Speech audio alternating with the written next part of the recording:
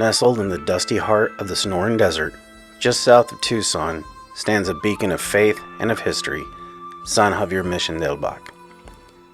Built in the late 1700s, its white adobe walls have withstood centuries of prayer, promise, and perhaps the paranormal.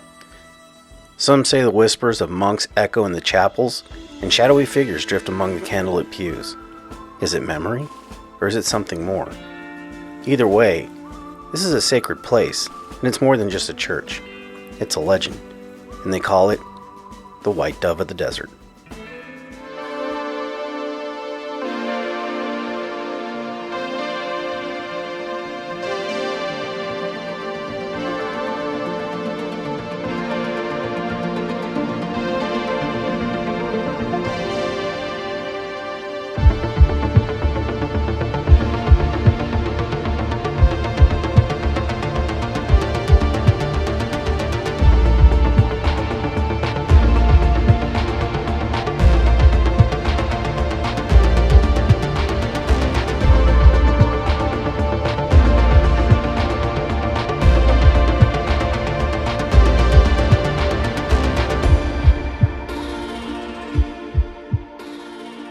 Well, hey everybody, welcome back. Hey everyone. I'm Logan. And I'm Nicole. And we are Generation X Paranormal.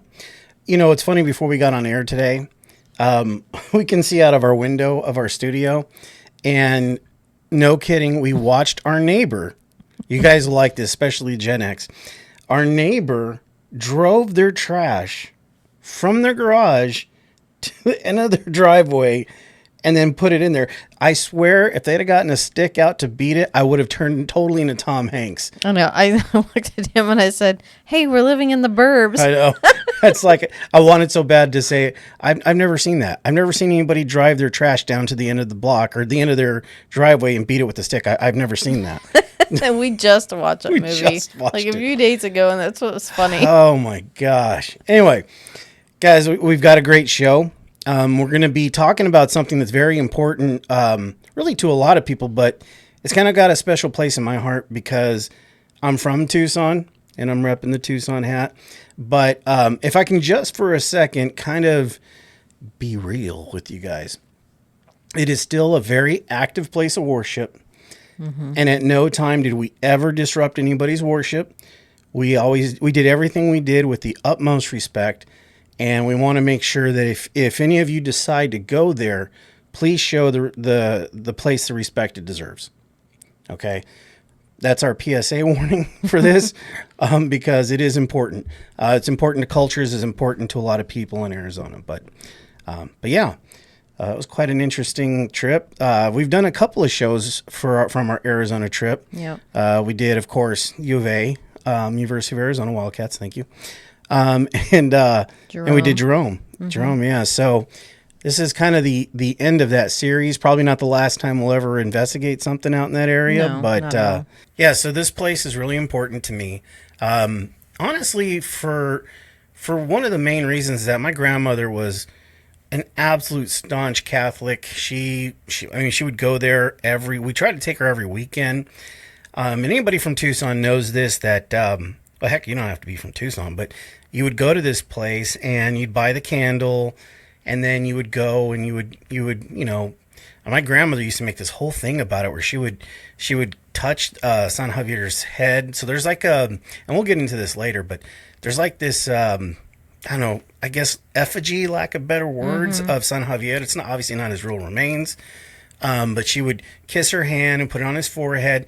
And what a lot of people would do, and we'll get into the history to why, and it'll make a lot more sense here later, is people would bring pictures of ill members of their family, people who needed help, and they would pin it to like a blanket that would drape over him. And obviously was to signify prayer for people to heal. And so it's very important culturally. I tell you, I can't enumerate how many times I've been there because it was such an integral part of me growing up. And anybody who's got brown skin or who doesn't have brown skin knows that it is just a place that you go when you're a Tucson native. It is, people have gone there for quinceañeras, people have gone there for weddings, people have gone there for, well, of course, you know, for funeral processions. it is a fully functioning church. Yes. But it is very integral to Tucson. Even for as big of a city as Tucson is, let me tell you something, you can't miss it. When you're driving down the freeway, I-10 or even I-19, and you look off to the left, you see this beautiful desert landscape, and that white sticks out like a sore thumb. It does. I shouldn't say sore thumb, but it sticks out like this beautiful thing in the desert. So it is very important to people in that area and to our culture. So it is a place that holds a very dear place in my heart. Yeah. Yeah. And we've been there several times. I mean, I remember when I think we had just first gotten married, the first time we went out there. You're like, I'm going to take you to San Javier Mission. And I'm like, what's that? Like, I didn't understand why it was so important. Yeah. But the first gift you ever got me when we were dating, you brought me a piece of pottery back. That's right. I remember. Yeah. In fact, we still have From it, the mission. we? Yeah. Yeah. Yeah, that is actually the first gift I ever got you. Remember that? Mm-hmm. Yeah, it's and there's look, it's the same thing you'd see at most, churches and stuff like that. There's there's places where you get where you worship and stuff, but there's also like I wouldn't say a souvenir. Let's call it a gift shop. Yeah, right? because I mean, they do give tours and stuff like that. So right, and it's important because, and again, we'll get into a lot of this history, but it's for the Tohono O'odham Nation, and it really does help support their needs and stuff because they're trying to make the reservation. Right, it's on the reservation. And I also want to add that as we talk about these things, Nicole and I may reference to things that were written a long time ago. Well, and still somewhat called that today, but we're going to try to, say the correct name for them. But the name Papago is not the actual correct way of saying, I shouldn't say correct, but it is not. It is the white way of saying Tohono O'odham. Tohono O'odham is what the nation that we're talking about. So anyway, kind of important stuff. But yeah, please understand, we took the utmost care. We were respectful because we did hear a lot of things. I heard a lot of stuff growing up. When you're there, you I always get shadow play. And it's tough to tell because, and you guys will see this moving on, but there's a lot of places where you can catch shadows. Mm-hmm. There are statues everywhere. There's these pews. Dark corners. Right, dark corners. So it's easy to let your mind and your eyesight wander. Yeah. But there has been a lot of stuff. There's, I personally have seen bright lights go through there that shouldn't have been there. No flash photography, nothing. And as a kid, I remember my dad taking pictures, and if I find them, I'll put them on here and I'll look for them. But he even caught lights and weird things in there. And you got to remember, it's tough because there are so many different things that you can catch shadows on, reflective surfaces. Listen, if you look online, there is no shortage of people that have caught things or seen things. Of course, orbs. Yeah, of course, a lot of that has been debunked as dust and stuff. Dust, especially in the desert. Right. I mean, it is in the middle of the desert. Mm-hmm. The parking lot is not paved. No, it's dirt. So no, it is part of the issue. So, but yeah, I'm excited to talk about it. And I'll be honest, at first I was a little reluctant to want to do anything on this because of how significant it is to me, not only culturally, but as a native, both native in ancestry and in Tucson. But I wanted to do something that showed how respectful it is, and I wanted you guys to know the history of it because it does have some reported things that have happened. Yes. And a lot more that we discovered, which we'll get into later. Which more than anything, I just want to tell that story. Yeah, so. Absolutely. So yeah, let's get into it. Let's get into it. Now, of course, in anything that we do, we always try to focus in on the history.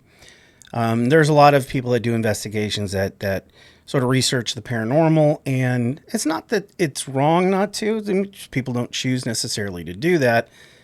We do. We find it's important because not only are you paying respect in some way, shape, or form to the potential entities that you'll be dealing with, but it actually helps meld your, and I use that word, meld, because it's important. It helps to meld your investigation. At least for us, it does, I think. Yeah. Well, we always do a mini lookup of history. That's right. But we don't go full into it until afterwards, because sometimes that's when we discover the best things. Kind of like University of Arizona, like what happened there. It was very interesting. Yeah, extremely interesting. Kind of like a parallel in some way with this. Yeah, that's true. That came. Very much so. We're going to start with the history. Let's do it. Obviously, this is in Tucson, Arizona. Okay, so it's desert southwest. If you've never been there, mountain ranges, lots of gritty, dirty sand, very windy. It can be flat in between the mountain ranges, right? Yeah, absolutely. So that's what you're picturing. It's not the Sahara like people always imagine. Yeah. But you've got trees, you've got bushes. I mean, there was water, but over time, just like any continent, things have changed. Yeah. Okay, so we're going to go back, way, way back. Okay. So the mission lies about 9 miles south of Tucson. Okay. So it's not right in the city. Now, there was a Spanish colonial church that was built there. Okay. It has Baroque altars and hand-painted frescoes on the inside. It's called the White Dove of the Desert. And it is the heart of the Tohono O'odham Reservation. Yes, it is. Okay. It's a beacon of spirituality for the natives who live in the desert. Yeah. But before that mission was there, many, many, many years back, we don't even know how far back, it was originally the area for the Bac, which is why they called it. Okay. Now, I think it was actually, that was a Spanish name, because it was actually W-A-K, and I don't know how it was pronounced Okay. in the native language, but it's like walk, or probably sounded kind of like that, and they changed it. But it means where the water oozes from the sand. Oh, that's cool. Yeah. So now this was the village. Okay. So it wasn't Tohono O'odham, which is what they call Papago. Right. But it was this, and I don't know, it's a native word, so I'm going to try my best. But Sobapuri, Yeah. O'odham people. Okay. So it's like a sanction of that. I think that's the right way to pronounce it. I don't know even myself, to be honest with you. Now, the Santa Cruz River flows nearby. Yeah. Okay. Now, I knew you were going to say this. it did flow by at this point in time. But I remember the first time you took me to Arizona after we were married, and you're like, oh, look, there's a river. And I looked over, I'm like, where? Like, I kept looking for this. And he's like, it's right there. And I'm like, where? I don't see any water. And he's like, well, that's where it would flow if there's water. And I said, but there's no water. But they call them washes. Yes. Now, when they have the heavy deluge of rain, like the monsoons come in, then there's water, but it's usually like a flash flood type situation. Dangerous. But you don't see rivers like you see. Like, I'm from Missouri, okay? And so I'm thinking, okay, maybe it's like way out in the desert. Yeah. He's like, no, it's like right there. And I'm like, there's no water. Well, and what's funny is... it's like we always laugh about that now. Every time we go visit, it's always like, oh, there's the river. We even have a road called River Road in Tucson, and it goes by no water. I know. Well, it goes by a different river, by the Rilito. I can't even talk today. Yes, it goes by another river, but there's no running water. It's it's underground. It's in the water table, but so going back to what we were getting to. Thank you. The Santa Cruz River, there's actually water in the river at this point in time. Okay. Yeah. So it was like the lifeblood of this village. Okay. Now, the people of this nation were... Now, when I say nation, I don't want you to get confused. Okay. I'm meaning tribe, what people would call a tribe, but they prefer to be... Right. It's not nation. Right. A tribe, it is a word that... It isn't as evil, but you got to remember they're nations of people, different cultures, different languages. So it's preferred to be called nation. Yeah. So that's what I mean when I say that. So when I say nation, think tribe, what you've always heard. Right. Okay.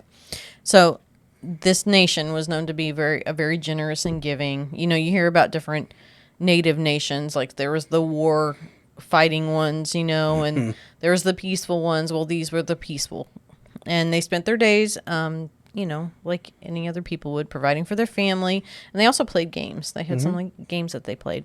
They worked together, and cooperation was key for their survival. Right. Okay. Now, in the late 1600s, there were Spanish missionaries that traveled up through Mexico into the Arizona territory. No, Arizona was not a state yet. Right. Okay.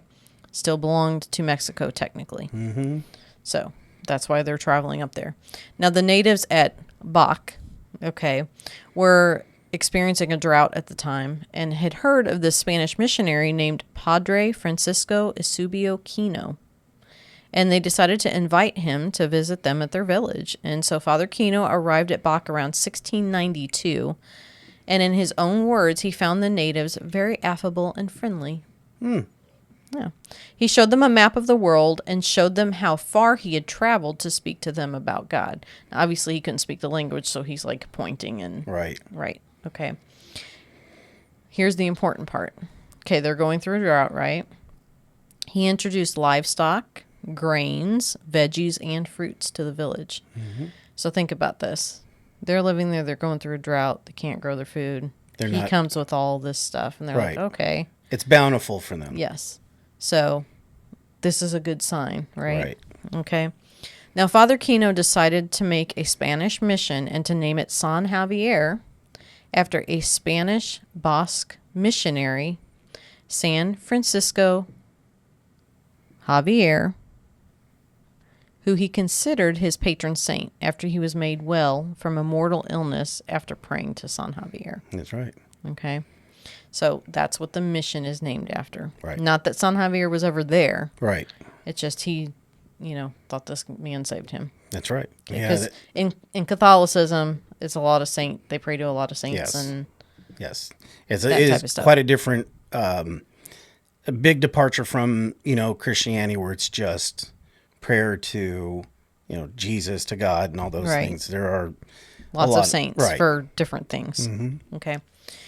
Now, Kino was there for a while. Okay. Mm-hmm. And as I talk about this, another padre will come and relieve the other one, and they'll work together. And then when one passes away, it passes to the next. So I'm trying to, there's so much history here that I can't spend hours talking in depth about it. So I'm going to try to, speak about the most important parts. And Kino was very important, so it's hard to gloss over. I mean, there's Kino Hospital, there was Kino Parkway. Well, he was the first one to come there and to establish this as a mission to the natives to bring religion to them. Okay. Right. Yep. So after Father Kino's death, there was a Father Alonso Espinoza who actually built the first church that this mission would see. Okay. Now, it was a flat-roofed, hall-shaped structure made with sun-dried mud adobe. Okay. Mm-hmm. So they use adobe to keep them cool in the summer. Yep. And keep them warm in the winter. Yeah, it's an insulator. Mm-hmm. Okay. So, not much to say about, I'm sure he did wonderful things, but I don't have anything to tell you about him. But after he died, this Father Valderrain came in, and he actually is the one that constructed the plans for a new church to be built because the original structure was starting to disintegrate. Sure. Okay. So he's the one responsible for starting these plans for the one that we know of today. Right. Okay. He knows that he wanted it to be of Spanish architecture, so he hired 2 architects. This is important. Very important. Ignacio Guana, I think so. okay, along with his brother to build this church. Okay. So they're 2 native Mexican, however you want to frame that up, okay, people to build this church. They began construction in 1783. They started excavating trenches for footings. They gathered large volcanic rocks for the foundation, as well as using it for the burned brick veneer walls. Yeah. Okay. They used clay and wood in the interior construction of the church. This I thought was really interesting that I found. So the women of the village, so the natives, were tasked with walking to the Black Mountain Range. Now, when you're standing here, those mountains are a very long way away. They are quite a ways. I mean, it's not like they're right there. No. But they walked to the Black Mountain Range to collect these massive rocks for the foundation. They would walk for miles in the desert summer heat with large boulders on their heads. And these rocks were looked at as sacred to the natives because they were responsible for building this church for them. Yeah. So if they dropped one, they felt like the spell of the, spirituality was broken, and they'd leave it where it was, and they'd have to go walk all the way back to the mountain and grab another one. Jeez. That is a lot. It's dedication is what it is. Now, I thought this was interesting too. So the bell clappers, which are, basically the inside of the bell that like hits against the side that makes the sound. Right. They're said, we don't know this for sure, but they're said to be made of meteorites that had landed close to the mission. Now, that's not a big stretch because... No, I mean, I don't know that that's verified, but that's the going rumor. That's cool. That's cool. So far we've got rocks, volcanic rock. We've got, who knows what all these rocks are made, and meteorites in the construction of this church. Yeah. We'll get to this later, why this is important. It's very important.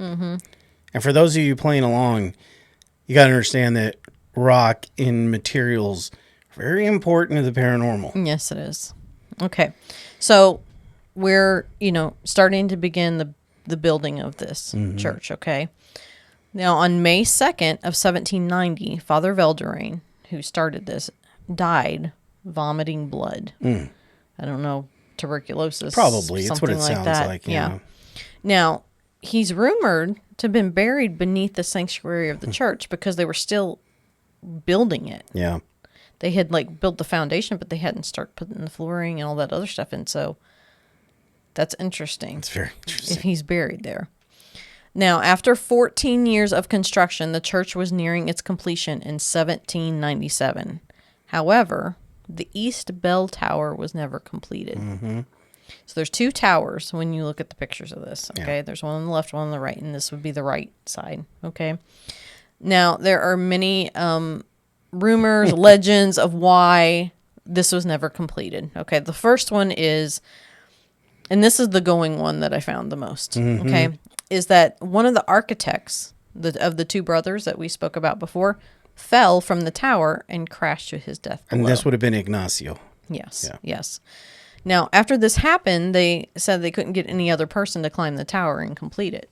Well, that makes sense. I mean, I'm not going to rush right up there if somebody else fell.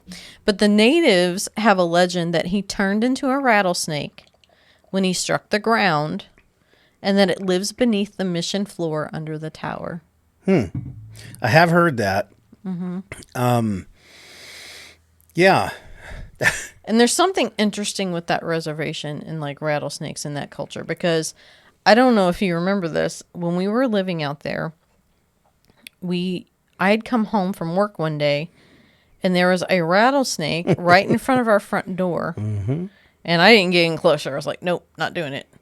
And when you came home, we had called, what was it, animal control or the fire department or something, because that's what you're supposed to do out there, and come get it. Well, when the whoever it was, I can't remember who it was. It was that animal came. control. Yeah, they came. It was actually dead because it had actually killed itself. It had wrapped its neck around it behind and stuck its fangs. Itself. Itself. All two of them. Stabbed its fangs inside of its body. Yeah. Now, what's interesting is we had went to the mission that weekend, and my mother was with us. Yeah.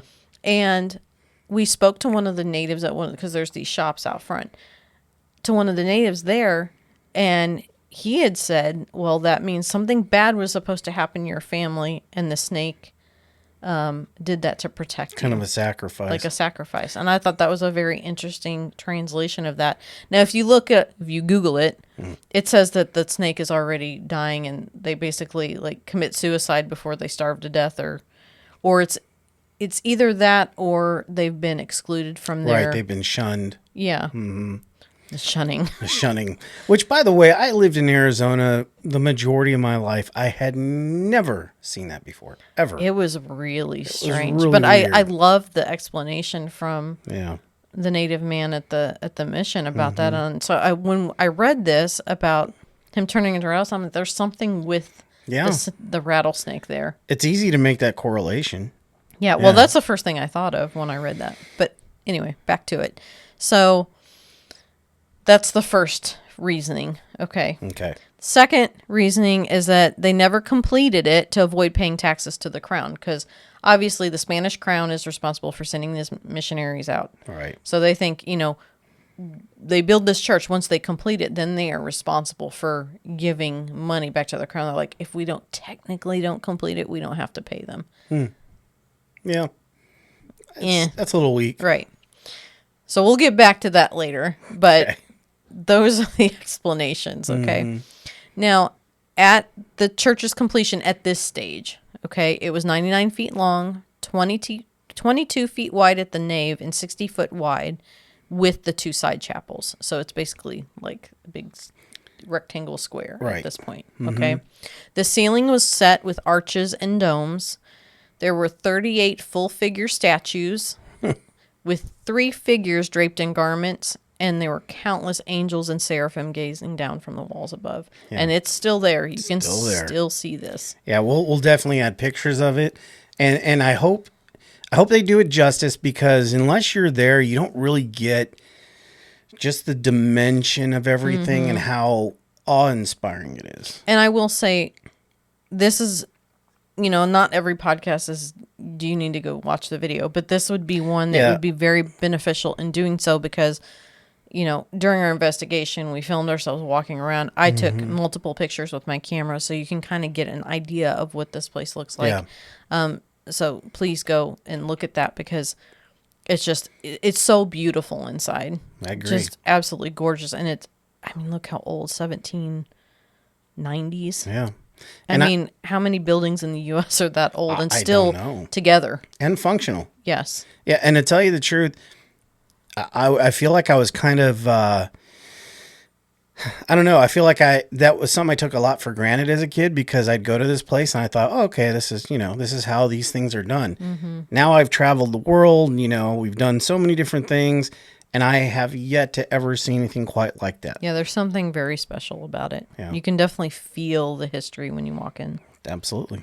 Okay, so this is where we are. So the main part of the church is completed now. So now they have a place to worship. Okay. On August 4th of 1804, the Tucson Presidial Commandant, I always say that wrong. Yeah, Commandant. I know. It's okay. You got it right. Jose Zuniga, responded to a question about the reasons for them building this elaborate church in the desert. And this is his quote. The reason for this ornate church at this last outpost of the frontier is not only to congregate Christian Pimas are this native group of the San Javier village, but also to attract by its sheer beauty the unconverted Papagos and Gila Pimas beyond the frontier. I have thought it worthwhile to describe it in such detail because of the wonder that such an elaborate building could be constructed at all on this farthest frontier against the Apache. So, we need to talk about that a little bit. Apaches, everybody knows Geronimo. Geronimo was an Apache. Cochise was an Apache. They're one of those war-raiding tribes. They like to fight, okay? Not just the American soldiers, but also other nations. Yes, they do. They would come and steal sheep, steal things, and they were always going across the border into Mexico, fighting them. They were going. They were nomads, and that was the whole thing. Yeah. So they were already coming against this nation all the time, and so it was like a collective, like, let's bring more people together. Convert them into this religion, but also now we can protect ourselves against them because they're always coming stirring up trouble. So that's kind of what that meant. Yeah, look, it is what it is. And you're related to them. Yeah, I am. That's what I think is funny. And I will say this of my blood. We're nomadic. That's what they were. And they still really kind of are. But, they would go on these long treks, and then honestly, they'd come back to find family members killed and all these atrocities done. You only do that for so long before Well, yeah. eye for an eye and, blood for blood. There's a reason for it. So, It's yeah. just, I thought that was kind of funny. Yeah, it is funny. Especially since you went there so much as a kid, but then your other side of your Yeah. bloodline is that. And I thought know. that was kind of funny. It is quite ironic, don't you think? Yep. All right. We're not bursting into song now. Okay, fair enough. Okay, so let's jump forward. Okay. In I don't know exactly when it started, but it was in the late 1860s. Okay. The smallpox epidemic started. Yeah. Okay. Now, it devastated the population of this Odom natives at this mission. Okay. I mean, it almost completely wiped them out. Yeah. So, with only a handful of them left, the nation became, the Papago Nation. So now we're talking about, when I say Papago, it means Tohono O'odham as instead of the Sobapari Right. O'odham. Okay. So the Tohono O'odham Nation now becomes the main population in the area of the mission, Right. which is what is there today. Yep. Okay. In the following years, more natives from neighboring areas were invited to the mission to grow their crops. In exchange, they had to agree to Christian instruction. So they used the opportunity of them not being able to grow food to get them there to convert them. Yeah. There's so much weight in that sentence that we won't get into, but read your history books, guys. So that's where we are. Yeah. Now, in 1870, the U.S. Department of Indian Affairs decided that they wanted to open a convent school to start converting the children of the native population. So they invited this, which is just crazy to me, of all the places. They invited the Sisters of St. Joseph Carondelet from St. Louis, Missouri, How about that? which sent several nuns to San Javier to become the teachers to take care of the native children. Okay. Their journey west was an inspiration for the movie Lilies of the Field with Sidney Poitier. Yep.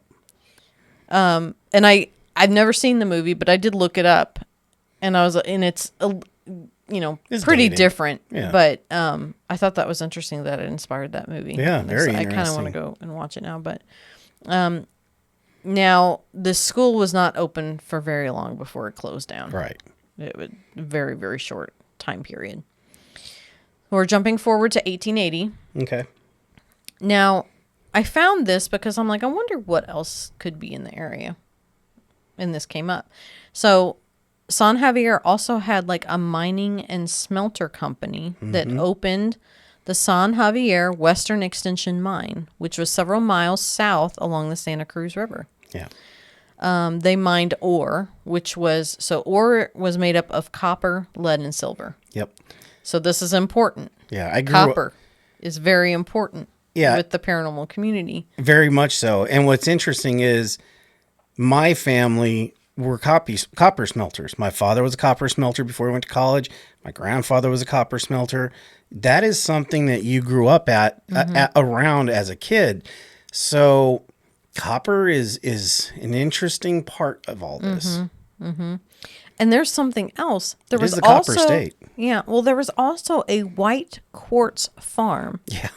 that opened in 1883 several miles south of the mission. And they even had like a stone corral for like their animals and stuff. I'm like, so quartz and copper are right there. Yeah. You've got volcanic rock, you got meteorites. I mean, all of this coming together, all that stone could be holding on to all this energy. You know what I'm saying? We just talked to Greg Brissani, who makes his stuff out of big old copper And quartz. Yeah, so if I you haven't listened to that episode, we explain that whole thing. Yeah. But yeah, it can help build that energy. They can use that to manifest and to speak to us. So I thought that was really interesting. And I have a couple like newspaper articles here that I found that to prove that it actually existed. Yeah, it sure did. Because there's not much out there. Okay. So now we are to May 3rd, 1887. This is a big deal. This is a very big deal. So a devastating earthquake measuring a 7.2 on the Richter scale struck in the San Bernardino Valley in northeast Sonora, Mexico. Yes, Okay. and 7.2, guys, Is that's a massive. big quake, even by today's standards. So the mission is about 140 miles northwest of this. Okay. So they had about, I guess, only like 30% of the intensity and out of the 100% that they could have had. But that's still, That's still pretty devastating. yeah. Yeah. And remember, structures weren't made the way they're made now. Well, I mean, 30% less is what I meant. Right. They got 70% of the No, I knew what quicks you and meant. Yeah. So, I mean, still 70% is massive, but That's a lot, yeah. yeah. Now, the shock knocked down the mission's atrium wall and gateway in front of the church. It flattened nearly all but the eastern portions of the cemetery wall. It felled the far east lower column on the facade, as well as the finial atop the upper west column, and opened a floor-to-ceiling crack in the west wall of the west transept. Now, a lot of this stuff is just, unless you know buildings and how the way they're built. I don't even know how you said it all, but yeah. Wow. But yeah, and I excuse you. I have been outside doing gardening stuff and clean stuff up, so my allergies are at Hey, top. So I'm Missouri. a little, yeah, all the pollen. that's right. Now, there was 100 adobe buildings that were cracked and crumbled in this area. So the adobe buildings would be what the natives are living in around the mission at this point. Yep. Okay, and other like convent and stuff like that. So 100 of them cracked and crumbled. Yeah, I mean, that's devastating to that Yeah. whole community. I mean, that is, especially at this time and place, it's not like it's not like there's a ton of contractors out there that can just call and say, hey, come fix our stuff. Right. They were living hand to mouth. So you lose 100 structures. I mean, that's cataclysmic. Now, the public school building rocked to and fro, the waves lasting 4 minutes long. It's I mean, long. 4 minutes is not long if you're watching TV. But if you're going through something that scary, 4 minutes is like a lifetime. I don't know. 4 minutes of Kardashians is pretty long. Well, I wouldn't know because never watched that. I'm sorry if you're a fan. I apologize. From somebody who's been through earthquakes, especially when I was in San Diego, they're very, I want to say they're short. It's not a very long amount of time, at least not the ones I've ever been through. So 4 minutes of it rocking, it's a long time. that is incredibly scary. Now, thankfully, there were no casualties reported from the mission or even the surrounding town of Tucson. So it was scary and it destroyed a lot of things, but nobody died. Well, and the good news for that is because most deaths in earthquakes are from things falling on people. So out there in the desert, they didn't have a whole lot of high, structures. So we do have a picture, and we'll put this up here, of the mission. Now, it's a very old, crumpled Yeah. newspaper picture but you can see some of the rock around the mission that had fallen down. Yeah. And the picture that we put up, the mission isn't cut in half, guys. It's the stuff that was around it that fell. It's just an old picture. Okay. Yeah. But we've got another one of like the cemetery wall Right. falling down, which is just to the left of the mission. I just didn't want people to look at it and go, "Oh my God, it took tore the whole thing in half." Yeah. Now, the mission obviously needed to be repaired. Right. So they just decided to go ahead when they did that and reopen the convent school in 1889. But this time, the Indian Affairs had nothing to do with it. So the government had nothing to do with it. And it was all controlled and run by the nuns. Mm-hmm. Okay. So in 1946, now we just jumped a little bit further in time just to explain this. A new school building was built for the mission at an estimated cost of $25,000. And it was opened on January 2nd of 1947 and had 70 to 80 students attending the first year. That's a lot. It's a lot. $25,000. Mm-hmm. Talk about inflation. Yeah. Yeah. I mean, our Jeep doesn't even, you couldn't even buy that with that. Anyway, I don't know what I'm saying. Okay. Now, on October 9th of 1960, so we're jumping really far forward because, I mean, did things happen in between that time? Did they add on to the church? Yes. They added all these extra buildings. They added walls. They added this and that. And, I've got a couple like newspaper articles here of some pictures. I've got a picture of the nuns and the school children, and just changes in the mission. Right. But nothing that we need to go over because this it would take forever. But yeah, things happen, but life progressed as That's it right. does. Yeah. Okay. So on October 9th of 1960, the San Javier Mission was recognized as a National Historic Landmark. Yeah. And there's actually a little plaque, which we'll put up the picture that I took. It's a very for nice that. picture. Yeah. Well, thank you. Yeah. Okay. So this is important. Remember this for later. Okay. In 1973, thieves stole a large statue of San Javier, which was believed to be French and dated between 1850 to 1925. The cast plaster figure had appeared in both transepts in the Sotocoro and in the niche above the tabernacle, which I don't know what any of that means. So, and I think we actually might have a picture of it. So the tabernacle, I believe, and I'm sorry if I get this wrong, is where the priest comes up and does his sermon. It's got that thing above him. And in the very back of the church. Yeah, right. Yeah. And right above him is a niche. Well, there's lots of Well, yeah, niches. there's tons of niches. If it's plural. And it's not like cactus. It's not like it's niche-eye. Yeah. It's just, there's a lot of them. Yeah, okay. Now, in February of 1974, 2 villagers received permission to repair the... So I guess they must have torn the head off or something. Damaged the head. Yeah. Mm-hmm. So they repaired the headless statue of San Javier. Now, I've got a picture of the repaired statue Right. that we'll put up here. Yeah. Okay. All right. So we are complete with the history for as of now. Okay. Okay. For what I kind of knew going into it, what we kind of knew, what I had kind of looked up. Whenever you go on an investigation, you always want to look up and see what people have claimed. Right, Okay. yeah. What they've claimed to have seen, what they've claimed to have experienced, things that they got. You don't have to go in depth, but it's kind of nice to kind of know what to expect. Sure. Okay. And so these are the things that have been claimed at San Javier. Okay. Okay. So this is what we knew going into it. Okay. So obviously, number one is the one that you see everywhere is the architect falling from the tower. Ignacio.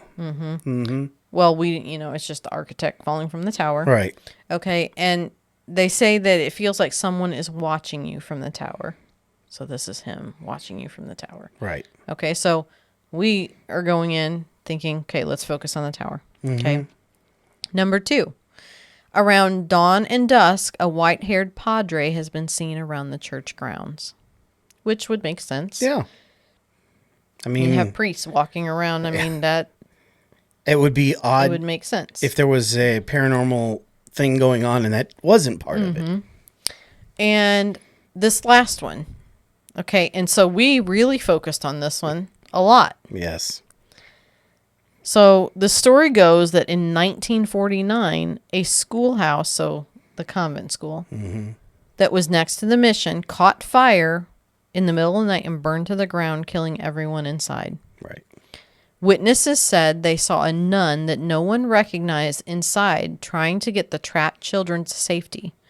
To this day, a nun with a limp is sometimes seen leading a group of 5, they say Pima, children from where the school used to stand towards the church. Right. So I'm thinking, oh my God, we're going to get lots of activity, when we speak about kids and right. So those are the 3 things we kind of focused on. Okay, this architect fell from the tower. I'm thinking with the padre, we probably won't get much with that. But this schoolhouse burned down. All these children die. Nuns die. Oh my goodness, we're going to get... That's a big one. Yeah. So this is what we know going into it. Right. Okay. Next, our investigation. Okay. So we get there, we park in the parking lot, we kind of walk up, and now a lot of this is going to be, we're going to be speaking while we're showing you the video, because we don't speak a lot in some of the video, and then we'll kind of get to it. So this first one, and we're going to play, well, you can kind of explain what we've got going on. Yeah.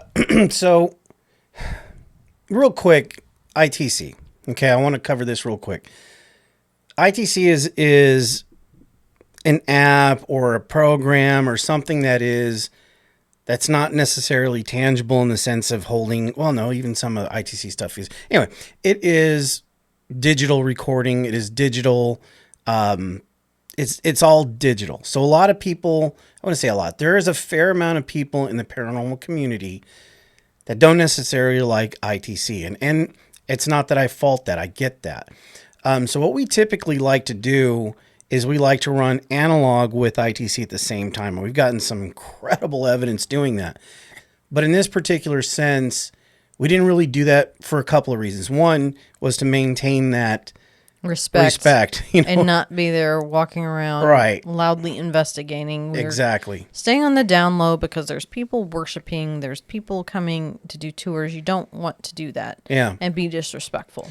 So we are very limited in what we chose to do at this place. Right. And while we're doing this, I'm holding it up a phone that's doing the ITC, which we're using as Ghost Tube. Okay. And I think I'm even using like a GoPro. We've got some other things going on. So we've got a lot of different devices going, but for the most part in the beginning, you're going to be getting a lot of the Ghost Tube part of it. Mm-hmm. Now, a lot of people say that you can just give you random stuff. And a lot of the time it does give you random stuff. It does. But it's the things that hit that are interesting. And like we got that at U of A. Yes. Was very interesting. So, when it comes to the paranormal and investigating the paranormal, not everybody knows everything. You can't, if there's new technology out there to try to be able to learn more and seek more truth, why not try it out? Yeah. You don't have to say, oh, this is 100% what it is because this said this, but use it. There's a lot of groups that, like you said, that will refuse to use it. There's a lot of groups that really, embrace it. Right. And I think we're in the middle. We're like, it could go either way, but we don't not use it because. Right. So with this place, as soon as you get out, it's majestic.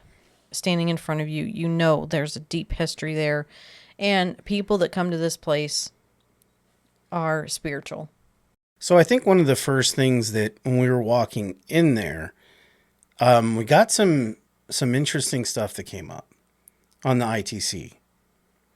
Yeah, so we're in the parking lot. We, start walking towards the church, and you start getting this feeling from this place.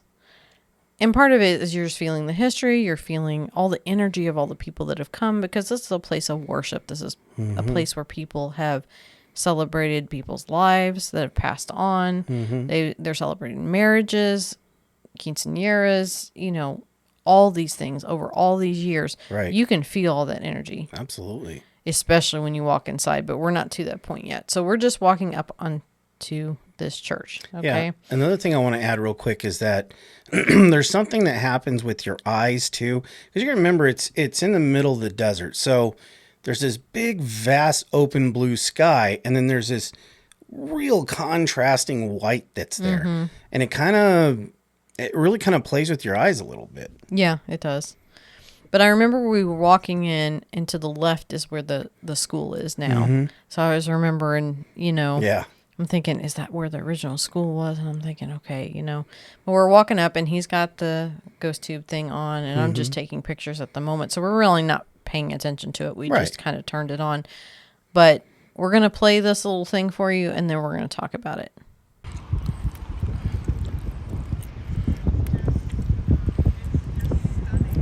Laughing.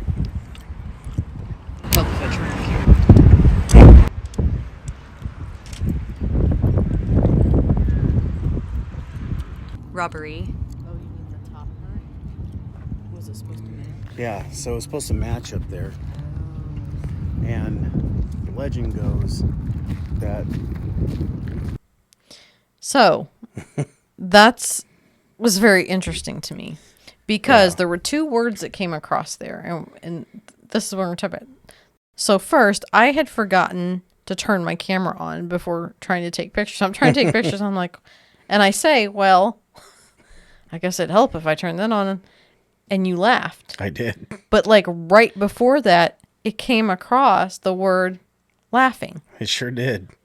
And that was weird. And at the time, we didn't think anything about it. Like, we thought it was just one of those random words, right? Yeah. But I caught that going back there. I'm like, laughing. And then you laugh at me saying that. And I'm like, weird. It was very weird. Totally weird. It's the timing of it, you know? It's Yeah. just crazy. Crazy timing. And then later on, we get the word robbery. Right? And what did we already talk about? There were thieves that came in and stole the statue. That's right. Yeah. So, and that's just right outside the church. So I was like, weren't even there 5 minutes. could it be random? Absolutely. Yeah. But I just found those two, the laughing thing especially, was very interesting. Yeah, I mean, Like they knew you were going to laugh. say what you want about GPS or something like that. There's no way an app knew we were about to laugh about it, or was maybe laughing they at were it. laughing at me. I think they were laughing at you. I did. Totally. Because most of the time I forget to take the lens cap off. And I'm Yes. like, yeah. Yeah. But this time I forgot to turn the camera on. That does hinder your ability to take pictures. So I thought that was pretty funny. Okay. So we continue on basically, and we're gonna play some of this. This is us walking, up to the church, around the side to go on the inside of the church. Right. Okay. So we're not gonna play all of what we captured because it'd be way too long. But this is us kind of walking around the church, and then we will talk about it after. Okay.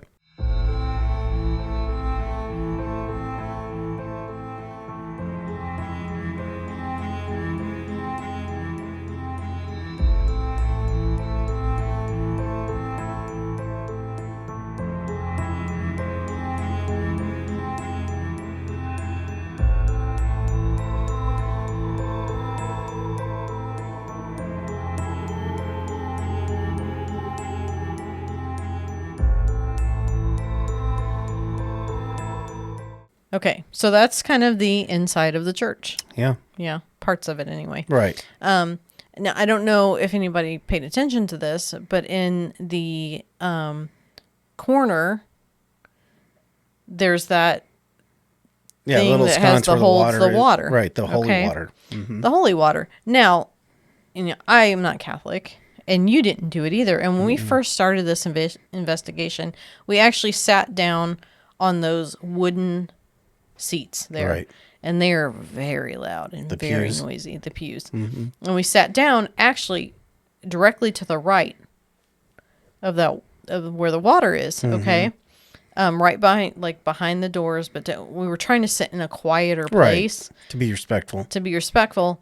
And we actually turned on you had the ghost tube running, I had the actual recorder going to actually start asking questions, but we had to ask in a whisper. Yes. And when you walk into this place, it's like any other, respectful place. People whisper to each other. Right. They, you don't speak loud. Most people weren't talking at all. And No. if they were at the other end of the church from us, like speaking. By the altar. And you can hear creaks in the wood and stuff. But when we first sat down, you had the ghost tube on, but I didn't have my recorder on, or it didn't record, or something happened. I remember on that first go round, Yeah. and I'm so angry about that now because you kept getting something about water and respect and Right. something like that, and I'm like, what does that mean? And then you figure it out. You never went over and Never did the the Holy Trinity. with the water, because I started watching people walk in that were there to pray. Walk in, they went directly to there and started doing that, and we didn't do that. We walked around the church, we did all this stuff, so they were very upset Yes, they were. that we didn't do that. So needless to say, I immediately turned around and did that. So the next clips that we have are us. Obviously it's not. We were there for a good 45 minutes probably. Yeah, easily. With the recorder. But what's interesting is we were asking all kinds of questions, and we were focusing on the architect. And I was super focused on the children, about the children burning, and about the children, the fire, and asking all these questions, right? So we're going to play this clip of us speaking about it and some of the answers we got on the ghost tube, but also we picked up something on the recorder. Sure did. And it's very faint, but we'll play that right now and then we'll speak about it. Angel. Are you one of the missionaries that came Melt. to the Americas to build this church?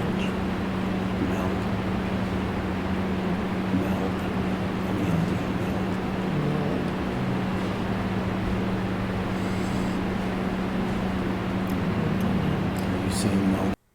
Okay, so let's focus on the words on the ghost tube first. So we got the word angel, which I thought was very interesting. It is very interesting. Where are we? We're in the a church, right? yeah. We got angel. And then we also got the words meld. Yes. Now, at the time, I'm thinking meld, okay, fire, right? Right. But later, when I looked at the history, when I found out about how the building is literally made of burned brick. Sure is. That's what they did. They burnt it. So the definition of meld, if you don't know, is to merge or to blend, to fuse. Okay. Yep. Now, it could have meant the burned brick to build the building. It could also mean the merging of cultures that were there, the natives and the Spanish. We don't know. But I thought that was interesting that they used the word meld. Could have also meant the mine. Yeah, it could have been. But those were very interesting. And then, of course, we got the move over. And we were sitting on the pew, which was really weird. And we did actually move over. And we listened. Yeah. Now, as far as the things on the recorder, we can play them again here. We'll play just that part. Okay.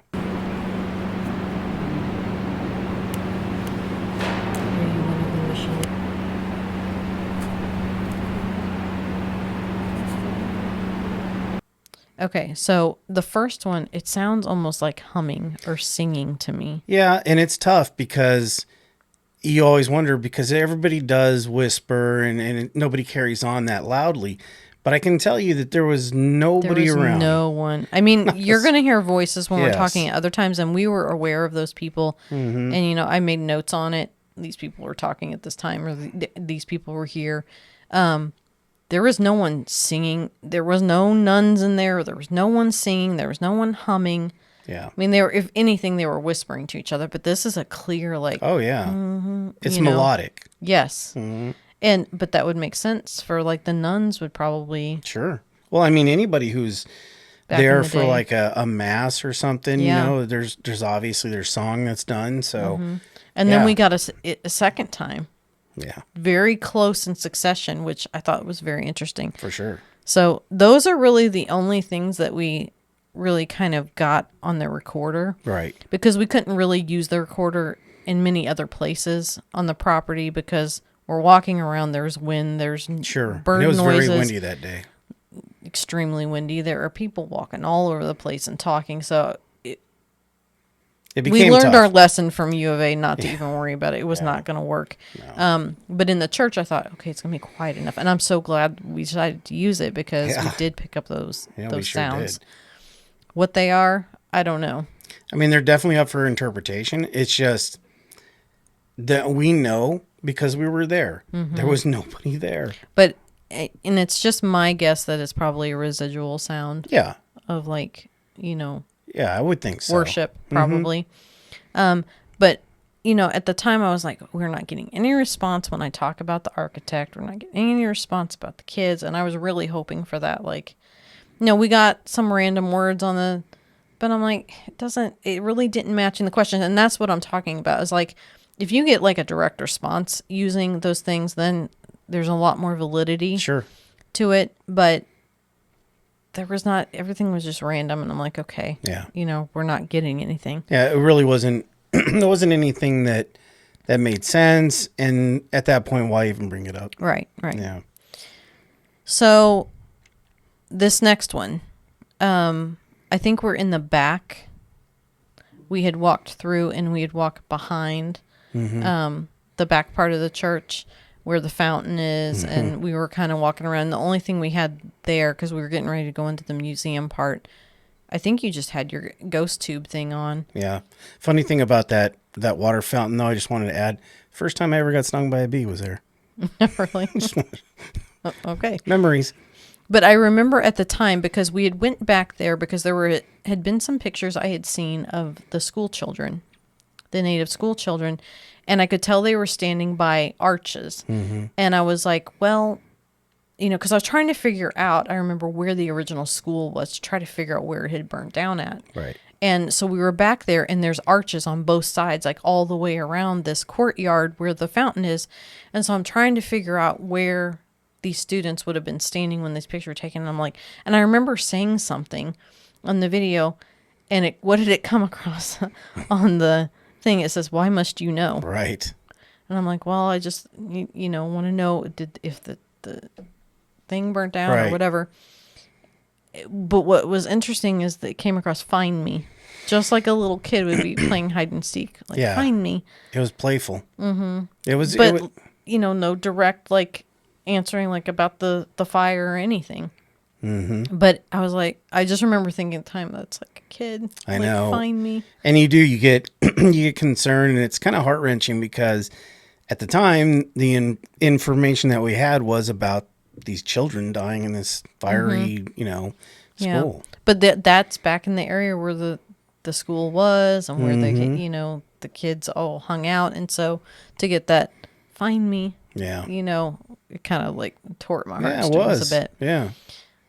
Okay, so this next clip. So we decide to walk. So we're on, if you're facing the church, to the left of it. This is something which we'll talk about here in a second that we didn't know at the time. But you kind of walk down this little pathway, and there's like, desert plants. Yeah, it's a landscape. Yeah, on each side of it. And then there's like this, I don't even know what they call it, like a mortuarium or something like that. Yeah. At the end, it's basically just like a little building, and it has an altar, and it has candles in it. And so we walked in there, and you had I was taking pictures, but you had the There's ghost the tube GoPro. going. Oh yeah, I did have the ghost tube going. Yeah. So we get in there, and we're going to play this clip right here. Lower your voice. 26. 26 what? Dig. Dig. So lower your voice. 26 dig. Okay, so it's interesting that we get "lower your voice." Yes. Okay, because it's just supposed to be a respectful. That's right. Like prayer, Yeah. place of prayer. And then I still don't know what 26 is supposed to mean. I never could find anything about that. What I think. Well, I don't. Yeah. Yeah, and then we get "dig," and I'm like, Right. "Dig? What?" Well, folks, later I end up finding out as I'm digging in the history and stuff. If you remember the pictures from the earthquake, it talks about the cemetery wall falling down. Yeah. That's that wall. Sure is. So that pathway that you walk with those two walls where all the plants are used to be the original cemetery. And I don't think the bodies have been moved. I think they're all still there. And that's where they placed that, because that building's in that photo. Yes. So that's been there since the 1800s. Yes. So we were, lower your voice. This is a place of respect. 26, does that mean there's 26 people buried there? I don't know. There's no way to find that. Right. And then dig. That was weird. Yeah, that's very weird. Because I was like, I don't know what this is, just another little private place of prayer. Had no idea that that's where the original cemetery was. Like I said, I've been going to this building since I'm, 3-4 years old, and I've never known that. Yeah.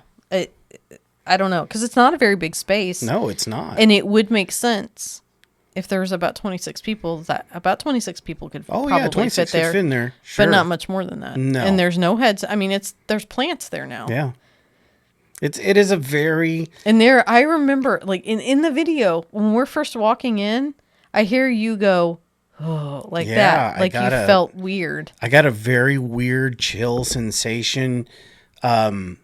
I don't know. It was like this charge of energy. And see, you didn't say anything to me, and I didn't even know it till I watched that back and saw you do that. And I'm like, I wonder why he did that. I immediately felt it. That's so interesting. Yeah. So was that wild. that was pretty interesting. Okay, so this next one, so if you go like facing the church, if you go to the right and you walk that way, that's where you'll walk through like this.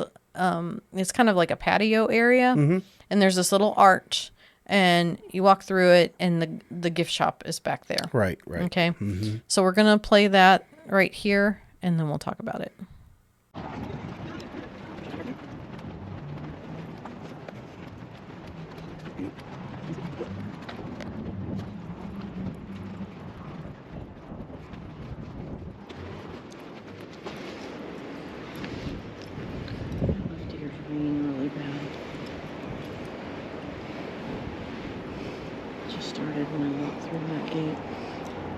Come forward.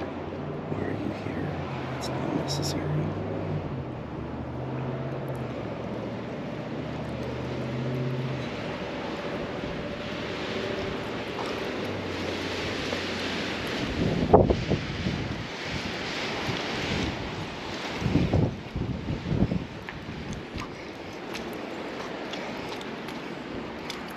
I don't know if there's just... What is that? I don't know, to tell you the truth. I've climbed it as a kid. Tradition good.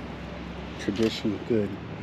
Okay, so it was so weird for me. I bet. And this does happen to me occasionally, not very often, but now I'm starting to learn what it might actually be. I just thought it was health problems. Understood. But it's always the same ear, and it's really weird. So when I walked under that arch, as soon as I crossed, like, out from underneath it, my right ear starts ringing, like, really loudly. And I'm like, what is going on? Yeah, I remember And that. then I don't remember who it was that I spoke to, or I don't know, was saying that can be a sign Sure. of spirit making contact, and like you can tell something's around. And I was like, it was loud, and it lasted for a while. Like, I couldn't get it to go away. Well, it's pressure. The pressure keeps playing on the eardrum, and that's Yeah, very, it was you know. really, really weird. And it was just in that, right when I walked under that. And when I turned to the right, there was actually like a little water fountain that had like a Jesus with the kids painting there. Because I remember my main like thing was like, I want to connect with the poor kids that burned alive here. You know, Right. like that was my main thing. And it didn't happen. Now, as far as getting anything, I thought it was interesting that you were telling me about, because I was like, what's that hill over there? Well, we did find out you can walk, if you walk up the trail and walk around to the back, there's like a place of prayer that's like kind of in nature. It's kind of in the hill. But I was asking you about it, and you're talking about, oh yeah, my dad would take me up there. Absolutely hated it when I was a kid. Because you would always go there, and it's Arizona. It's hot. We would always go up there, and I'm like, Dad, you know we're going. Yeah. I'm like, all right. But then we get the two words tradition, good. Yes. That, see, I think that applies. I thought think that so, was too. really, really cool. Yeah. Yeah. Yeah, it was a very interesting. It was interesting for me because, I mean, honestly, that whole time I'm there, I mean, I got my dad in one ear, my grandmother in the other. You know, they've both since passed, and it's just there's so much history of mine attached there. So, And I just kind of want to mention this, and I don't know if I've got the picture somewhere, and I can't quote it for sure, but we'll put it up here. But right as we were getting ready to walk into the gift shop, I took a picture of it. There's like a little tile thing that's kind of embedded in the wall, and it says, it's the verse from the Bible talking about you might be entertaining angels unawares. And I thought that was so interesting for what we were doing and where we were. And it was just like, Yes. bam. And my ears had just been ringing, and that had just come talking about, I was like, wow, that was kind of Timing. like Perfect timing. timing. Yeah. Okay. So here's kind of a very interesting one. yeah, this is the record scratch moment. This is the one that I said that kind of parallels our U of A investigation, because I was a little blown away by this. I'd say so. And this, I believe, we're just walking around somewhere. I don't remember where it was. I think it And, was just out in front. yeah, and nothing significant happened. You had that on while we were walking around the whole time, and most of the time we're not even paying attention to any No. of it because we were in transit, I think, from one Right. place to the other. And honestly, I had left it kind of running for this very reason. And we might actually have been out in front of the towers. I think 'Cause I that's remember where we were. you know, on each side, because I remember I took a million pictures of the tower, you know, hoping that something would show up and hoping that, you know, you might. And I remember asking you, do you get any feeling from that? And you're like, not really. No, I really didn't. Yeah, from up there. And I'm like, okay. And I think this was in that transition. Right. So we're going to play this here, and then we're going to talk about it. Okay. Why am I here?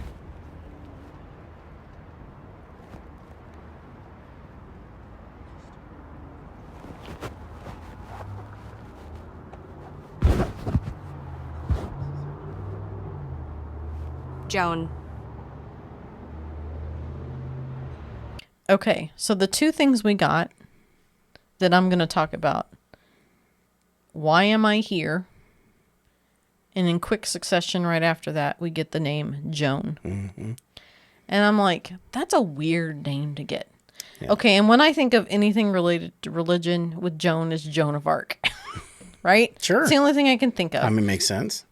But I'm like, this is not going to apply to this. Makes no sense. I said, and I'm thinking, why are we not getting like Spanish names, Latin names, native names? And I don't know if people know this, but especially in the Southwest, a lot of natives have Latin, Spanish names. Sorry. Because they adopted what was around them, right? Right, yeah. Okay, so I'm expecting to get names like that. If we're going to get a name, it would be, and I'm like, we get the most white woman name. Like, it makes no sense to me. I'm like, and at this point, I'm like, this is a random, right? Right. But out of all the little things, because I went through every word that we got, and I'm like, okay, it's a name. I look at stuff that sticks out. Yeah. So I'm like, I remember I went a Joan associated with San Javier Mission. Okay. Now there was a Joan that wrote an article about it. Right. Okay. I'm like, that can't. No, that be doesn't make anything. sense. But then ding, ding, ding, ding, ding. This big, massive thing like just jumps out of the screen at me. Yeah, it is. And I'm like, holy cow. Yeah, it's definitely, it is where things take a big turn. Mm-hmm. So, on the morning of April 27th of 1986, there's a 25-year-old woman named Joan Marie Archer who went on a bike ride, like she always did, along West San Javier Road. She passed by the mission. Okay, this is the road that passes right by the mission. Her boyfriend had went to her house the next morning to care for some puppies that she had and found she had never returned, and her bicycle and helmet were missing. Right. So she became a missing person. And I verified this. I got the map of where where the mission is, where the road is, where this other road is, articles about her missing in the Tucson papers. This is provable information. Yep. Okay. Now, her body was found on July 22nd of 1986 in the area of West San Javier Road and South Mission Road, a little over a half of a mile from the mission. She had been stabbed in the back and neck and sexually assaulted. Her death was linked to another attempted abduction and murder of two women on Mount Lemmon, which is the mountain you can go up in Tucson, in July by an Air Force Sergeant Stephen Skaggs. Yep. The wounds on Joan's body matched the wounds on one of the women he raped and attempted to kill. Now, I've got her picture up here. And them finding her funeral. Now, obviously, her funeral wasn't at San Javier. She's not buried at San Javier. Right. But she was killed right down the road from San Javier. Yeah. And we don't know how this works in the afterlife, but if you're missing or you've died and there's other souls close, wouldn't you go to that? That's what I would think you would do. I mean, it would almost look like a beacon, you know? And she's familiar with it. Sure. But we get the two things. Why am I here, Joan? And we were outside. We weren't inside the church when we were walking around. We were outside. We sure were. On the property. Literally facing San Javier Road. Mm-hmm. I honestly couldn't believe it because it reminds me so much of what happened. Because just like with U of A, he was killed, a ways away from where we were, but had wandered. I mean, we know they can travel. I Sure. mean, we know these things. Well, we don't know. We assume. We assume these things. Yeah. I just couldn't believe it. I'm like, of all, and we've got her, her headstone. And all these things. And she was Catholic. Yeah. So that's interesting to me, too. And she had definitely gone there. She had, she had to have. I mean, and she was raised in Tucson. Well, she's got rosary bleeds on her headstone, so she was obviously a devout Catholic. Mm-hmm. It floored me. It honestly floored me. Yeah. Yeah. It is one of those where you can research till you're blue in the face, And then sometimes, every once in a while, you get, oh, by the way, research this. Right. I'm like, what other explanation is there for that? Yeah, I don't know. It's way too. For the proponents that don't like ITC, you can say GPS, but that's Well, like say awfully, GPS can then go to Google Right. and search things that happen Within in the area seconds. and then give you like. Yeah, No, I'm sorry. I know. just think that's too. It's wild. It's just wild. Why am I here, Yeah. Joan? And that's why I like those. Well, because they happen in succession, and I'm like, there's something about this, Right. you know, that, and it's not a Spanish name. Makes No. no sense of all that history. Yeah, and you, some of the Mexicans and natives will laugh when I say this because it's in every family. You always have like a Juan, Ignacio, and you got all these really interesting names, and you always have like a Brandon for some reason thrown in there, and it's always really weird. But no, she was not of Mexican or native descent. No, she was actually, I think, blonde-headed and small, like Yeah. more kind of looks like me. But yeah, it just crazy, crazy stuff. Okay, so that was basically our we couldn't go an in-depth investigation because Right. this is Nor like would we said really before. want to. No, I 'cause- mean we wanted to be as respectful as possible Right. to the people involved. So, let's get on to our thoughts and evidence that Sure. we've presented this to you and what we think. Sounds good. But there is more to come that we discovered. Very much so. Okay, so we talked about the architect, right? Mm-hmm. Falling from the tower. We got no responses when we talked about him. We said his name. We asked questions about if he was still there, all this stuff, right? And I'm Right. like, I don't think it happened. But let me tell you, when you look this up, this is everywhere. the story that has happened. Yeah, it is I mean, the story. it is literally everywhere. I mean, you've even got, which I guess I shouldn't say it. We'll just say a very reputable. Yes, Place. place in the area saying this is what happened. And this is not the only thing they said. And I'm like, do your research. Don't put that out there. Yeah. Okay. So there was I guess they call him father now, but like a Right. padre, like a priest. And his name was Father McCarty. Okay. That did some research on this because he wanted to find out for sure. Okay. And he's like, okay, I'm going to look at the descendants of this family and see, and try to contact them and see if there was ever a couple of brothers that went and one died falling off a tower. And he looked into it. Okay. So he finds the family, the descendants of these, and he said that the two brothers who were architects and builders came to Mexico in the last quarter of the 18th century. He said in an interview, they were sent to work on missions in California. Then the family said they came to Tucson to work on the mission. Yep. Okay. But from here, they moved to Caborca and helped build our twin mission there. One brother returned to Mexico City and the other remained in Caborca. There is no mention in the family history of either of the brothers falling from the mission tower. Dun, dun, dun. And there's also a University of Arizona field historian who has spent years studying this church and his name was Dr. Bernard Fontana. He says there's a very easy explanation for this unfinished tower. The builders simply ran out of money. Yeah. I mean, that's Occam's razor, right. which you always like to bring up. 100%, Yeah. yep.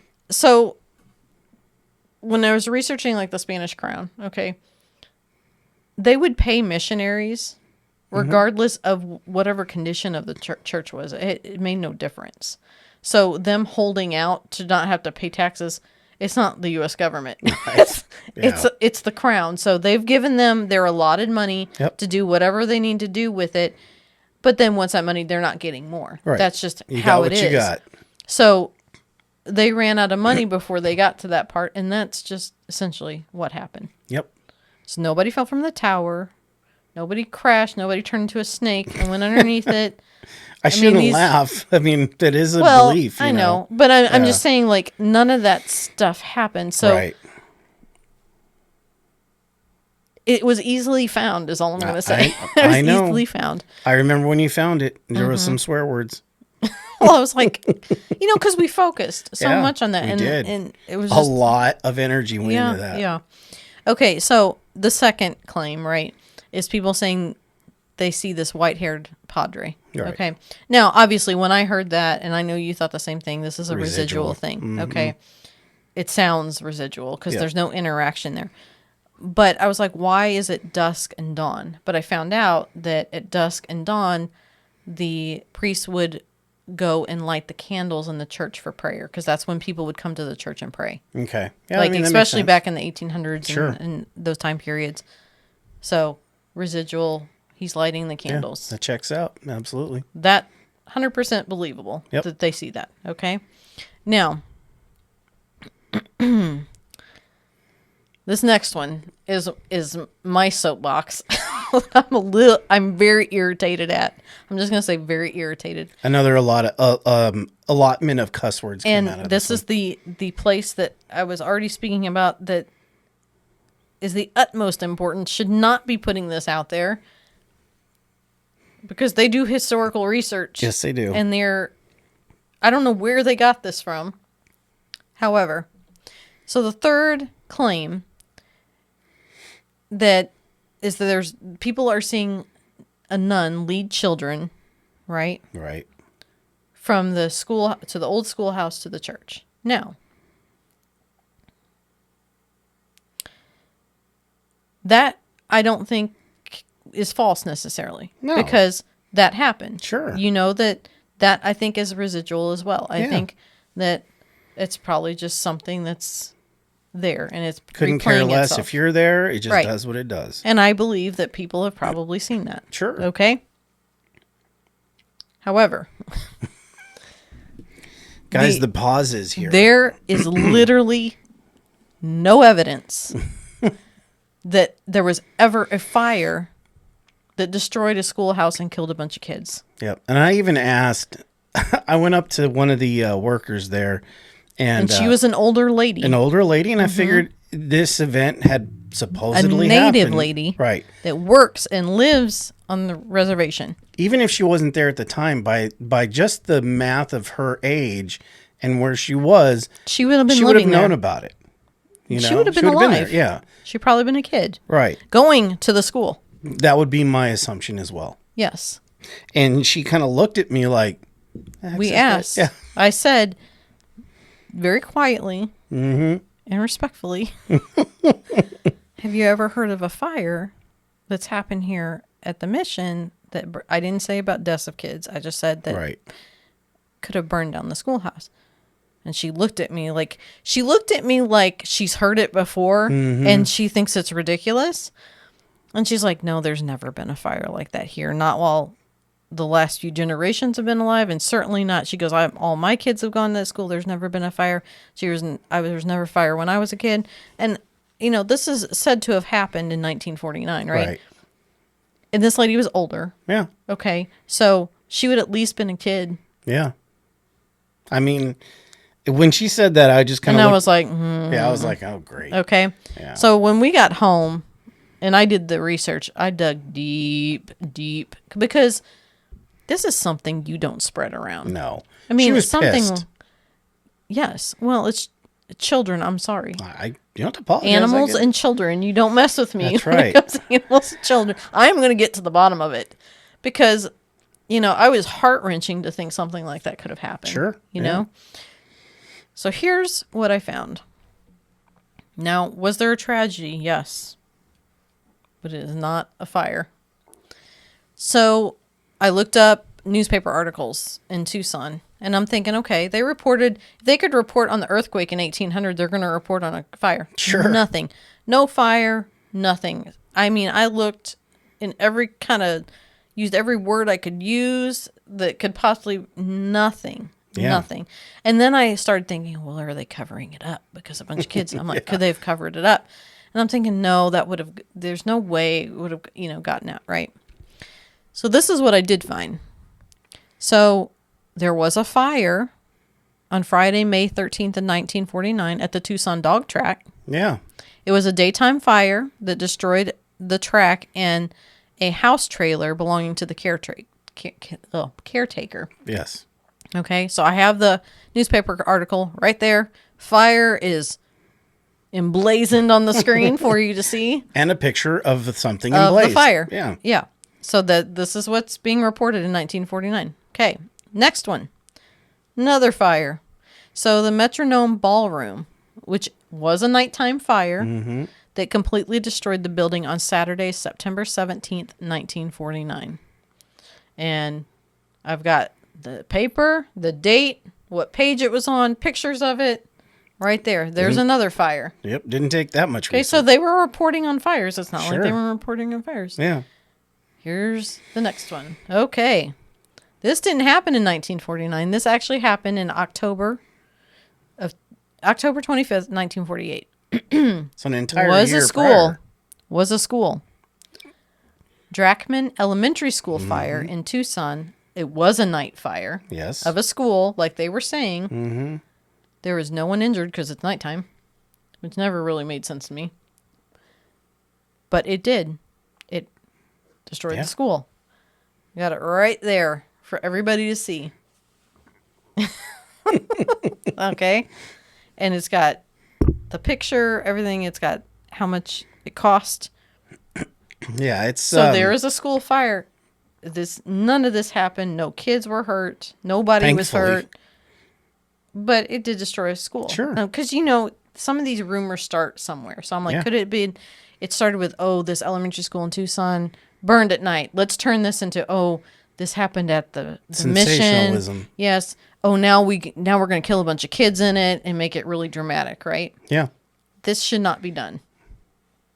Okay? Because Chicanery. it's messed up. Yeah. It is messed up. Nothing else Yeah. opposed to a fire. But I'll tell you what I did find.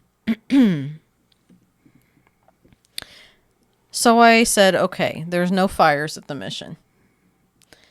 So let's just look up deaths. Maybe it'll come I'm up only that way. smiling, guys, because she was pissed. And the whole time she's researching this, MF and this, and son of a bitch, and this and that. I didn't say that. Well, I'm making it colorful.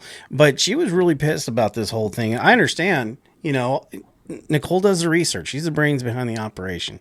And, when we went through all this, we spent so much time. It took on me, that. well, let's see. We were in there of October of last year, and we're just now doing the episode because Yeah. And it's April. I really dug because I I'm like, know. you shouldn't tell false things. You shouldn't just go on hearsay. You need to actually do research and tell the truth. I mean, these are people's lives, right? Yeah. This is historically important. Very important. You know, this is. and you shouldn't misrepresent it. And, because people on the internet, they Google, right? And this is the first things that pop up. Yeah. And it's a terrible story. A bunch of little native kids dying Yeah. in a convent school. I mean, that's messed up. It is, and it's heartbreaking. But thankfully it didn't happen. Nope. So I looked up deaths. I'm like, okay, around the mission, like what could be perpetuating like some of these things, okay? So according to the Tucson Citizen edition of Tuesday, October 23rd of 1945, there were 6 natives who were killed 9 miles from San Javier when their car hit a slow-moving locomotive pulling 6 ore cars on the San Javier mine spur. And they are buried at the Mission Cemetery. Now, the Okay. new cemetery, not Right. where we were walking, Right. which we couldn't, No. and I wouldn't have done that anyway, because No. that's, yeah. And if you ever go there, you're not allowed there. No, it's only for people at the reservation. Mm-hmm. But they're buried there, but we didn't get any kind of interaction. The names of the people I'm not going to mention because we didn't get anything. Right. And like that's what I thought. This is a type of thing I thought we might get, like Sure. if they're trying to interact. But I've got the newspaper article here, and of course they call them Papago Right. in the newspaper. So that was one, and this one actually I ran across and I didn't know this. It was pretty surprising, and I know when I told you, you were surprised by it too. I'd never put that together. Yeah. So, according to the Arizona Daily Star edition of June 11th of 1939, there was a Miss Wildfire Lockett, was her actual name, also known as Agnes Narcho, who was a Native American Lakota actress. So, when I say Lakota, you're going to know it as... Well, Sioux. Sioux. People call it Yeah, Sioux. But it's actually Lakota. Okay. And she was the granddaughter of Sitting Bull. Yeah. Yeah. But she had grown up in Tucson. Okay. Didn't know that and either. yeah, she became an actress, but she contracted tuberculosis with her, but she was, I guess there was no, when I say sanatorium, it's not a mental Right, asylum, it's right. a hospital. They Right. meant hospital. So San Javier had a hospital. And they still have it, I think. I think it's still there. I don't know if it's an operation, think it's more of a but the clinic, building, I think. Yeah. is still there. But she's actually buried at the Mission Cemetery as well. Yeah. I know that now. Didn't know that then, though. But the granddaughter of Sitting Bull. That's wild. Isn't that interesting? Yeah, so I've got a bunch of, there's some articles talking about her roles, and she's been in some of those really old Westerns and stuff. I didn't know I didn't know that anything either. about it. I mean, well, I never watched any of those, but some of the original ones. Mm-hmm. But she's a very beautiful Yeah, lady. she's very beautiful. So I've got some of those. Found some pictures of her and stuff like that we'll put up. Okay. Now, here's the thing I'm talking about. So those are the main, there's been multiple people buried. Multiple funerals here. It's just over a period of history. Yeah. Very long period There's of so history. many Yeah. possibilities. Now, we did not necessarily that I'm aware of get any interaction from what I'm about to talk about, but I wanted to talk about it because, for one, I'm trying to correct some misinformation. And I need to shed light on this because I think it's very important to the reservation and the community that people know that this happened. Agreed. And that when they go there, to take a moment of silence because you're going to be standing right where it happened. Yeah. And we didn't know that at the time. And nobody talks about Well, it. I knew of it. I just didn't know it was right there where it happened. Right. And you don't think about what I'm about to talk about when you're in Arizona. And you do here, but not there. So, during the afternoon of August 27th of 1964, a terrifying tornado swept through the desert, descending on the mission and the families who lived near it. The tornado had at least 50-mile-per-hour winds, and it cut a 3 1/4 mile path through Tucson. The tornado uprooted saguaro cactus and debarked mesquite trees along its path. Mm-hmm. So, people don't think about being in a tornado when you're in Arizona. No. And they don't happen very much. And growing up, it's actually something that most kids and most people growing up in Tucson know about it because it's really the only time that's ever happened. Right. But we've actually got a newspaper. Somebody took a picture of it in Tucson. So we're going to put that up here. But this was before it got to the mission. And it's one of those, if you're just listening, it's one of those very thin. It's a roper. Yeah, rope tornadoes, but very, it's huge. It's massive. Yeah. I don't know, at least probably an F2, F3, I would think. Yeah, probably good solid F2. Yeah. Yeah. But we've got that up here on the video podcast. You can look at it. Now, the mission itself, the church, when I say that, luckily came away unscathed. Yeah.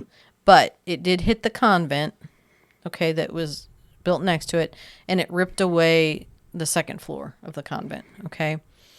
Now, there was a nun there, Sister Martha, that described the twister as, quote, very black from the top down.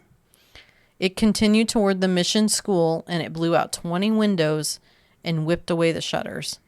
There was a nun and a 6-year-old girl hunkered down inside the school, but survived without injuries. So see, even the tornado didn't. So nothing happened, besides that little cosmetic stuff. Sure. And nobody died in that part. In the actual. Yeah. And I've got so many newspaper. And that's what I'm saying. If something massive like that fire would have happened, it would have been in the newspaper. Oh, it'd have been covered. Well, this is in the newspaper. There's, pages and pages and yeah. pages and pages and pictures. So we're going to put all these up as I'm speaking. So the, now when you go there today, and I had to kind of figure out where this was in conjunction. So if you pull in from the Mission, road, or the San Javier Mission Road into San Javier, You're going to see shops at the very back, and then there's going to be a lot of like ground. And then on the left, there is a parking lot. Yes. That you can park in. And this, where the parking lot is, essentially, is where kind of the start of the adobe houses of the natives that lived at the mission this time lived. Okay. And this is the area that I'm speaking about. Okay. So the natives living 200 yards southwest of the mission in what today is the parking lot and shops took the most impact and devastation from the tornado. It damaged 7 homes, 3 of which were completely destroyed. The homes were made of adobe and partial plaster. They were built for intense heat, but not a tornado. No. Because they don't build for tornadoes. Sure. The way we do. Now, out of 500 natives that had lived around the mission, 40 of them had become homeless. When it was done ripping through the reservation, 8 people were injured and 2 members of the Norris family had been killed. Yeah. It was the state of Arizona's first deaths due to a tornado in recorded history. Visiting witnesses remarked at how traumatic the scene was. Quote, there was a child whimpering in the ruins.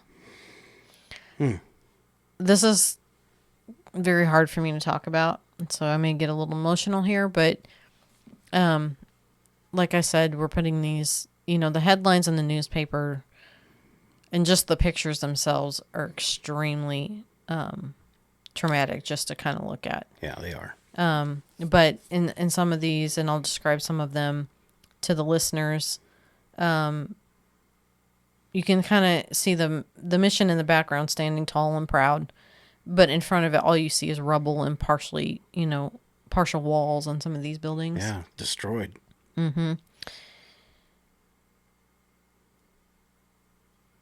Anyway, so that's a lot of what we're going to be showing. And I mean, if you want, go to the video podcast, and you can, if you want, just go to the end and look at all these. But Right. There were 13 members of the Norris family living in the adobe house when the tornado struck. And I read the account of what happened. It's hard to listen to, and I'm not going to recount it now. But the paternal grandparents lived with their son, Manuel Norris, his wife, Lucy Norris, and their 9 children. That's a lot of members There's a lot in of one members. of those little houses. Yeah. After the tornado struck, the majority of the family had been buried under debris. Manuel, the father, injured his hip but continued to dig for his family. 200 members of the community helped clear debris to help find the rest of the members of the family buried. Lucy, his wife, and Marcian, his 10-month-old son, were pronounced dead on arrival at the San Javier Indian Hospital, and the 8 other children in the family were admitted to Tucson hospitals. So these newspaper articles, pictures show his house. It shows the debris. It shows the dad digging with other people digging through the rubble. They've got a picture trying to revive the son and the wife and putting his little body on a stretcher. Yeah. It's hard to look at. I'm actually looking at it right now. So Yeah. And other members of the community trying to hold the father up, grieving. But and we've got at the end, they rebuilt the house for him. Anyway, but they, the members that were torn apart lived in the church, and the members of the community in Tucson brought, stuff for the family. So they did take care of them at the time when this happened. But that's the tragedy that happened. I mean, there's probably stuff way back we don't know about, but for sure. Closer to time, there was no fire that killed a bunch of kids in the school. Yeah. But 2 people died. Yeah, they did. By this tornado. And I think that is the story that needs to come to light, and not this fake story that's being spread all over the internet. And I mean, why do that? I don't know. Well, when it comes right down to it, we went there investigating the paranormal, but we also went there to see the history, to see the building, to get to know what it actually, like I said, I've been to this building so many times in my life that I just always thought it'd always be there in my life, and I Yeah. took it for granted. But it is literally a beacon in the middle of the desert. It is white. It's beautiful. And there is such a storied history. Is it paranormal? Sure. I mean, if you are at a building and you pray and there's so much energy built into that wall, or those walls, I should say, there's always going to be some measurable amount of energy in that building. You can feel it. Oh, Like yeah, I you can said, feel you it. can feel it in the parking lot when you get there. I mean, it's just emanating. If you could, see energy, if you had like a, if we could see that. If we had the PKE meter that did the, Yeah. Yeah. I mean, if, and there are some mediums that can actually see Sure. auras and stuff like that. Like this church has got to have an aura.